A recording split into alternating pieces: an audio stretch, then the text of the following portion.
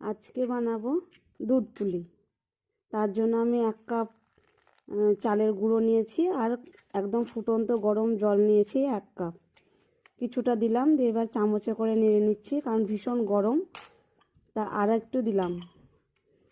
এভাবে আমি হালকাভাবে চামচে করে নেড়ে নেড়ে ভালো করে পরে হাত দিয়ে মেখে নিচ্ছি।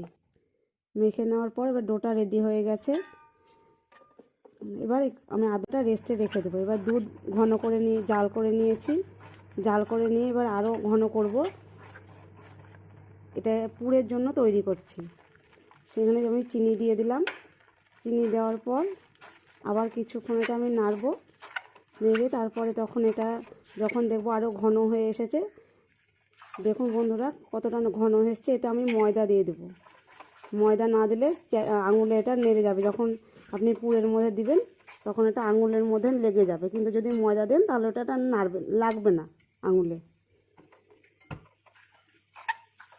এবার আমি এটাকে নামিয়ে নেব। এবার আমি 1 কিলো মতো দুধ গ্যাসে বসিয়ে দিয়েছি। তাতে আমি 100 আতপ ধুয়ে দিলাম, সঙ্গে তেজপাতা।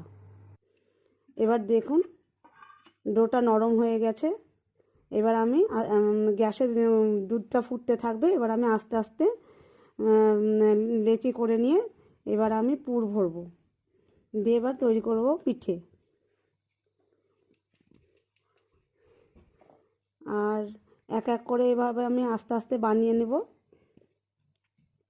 বিভিন্ন রকমের ডিজাইন আমি দেব, তোমরা দেখতে থাকো। দেখো অনেক পুলি আমার বানানো হয়ে গেছে। এবার আমি দুধটা আমার হয়ে এসছে, দেখুন উপরে কত সর পড়ে গেছে, এবং এতগুলো পিঠে আমি আস্তে আস্তে দেব। আগে পিঠে দিতে হবে, দিয়ে পিঠে যখন ভেসে উঠবে তারপরে তখন পিঠে ভেসে উঠে ফুটবে, তারপরে তখন দিতে হবে খেজুরের গুড়। খেজুরের পাটালি গুড় আমি কেটে নিয়েছি, ঝুড়ো ঝুড়ো করে কেটে নিয়েছি। এবার আমি ওতে দিয়ে দিলাম।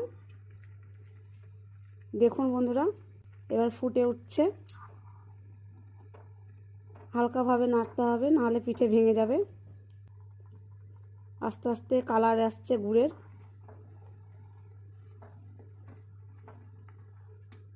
এবার একটু ফুটিয়ে নিয়ে তারপরে আমার দেখুন হয়ে গেছে, পিঠেও সেদ্ধ হয়ে গেছে তো আগেই। এবার কালারও হয়ে গেছে। এবার আমি গ্যাসের ফ্লেমটা অফ করে দিলাম। রেডি হয়ে গেল আমার দুধ পুলি।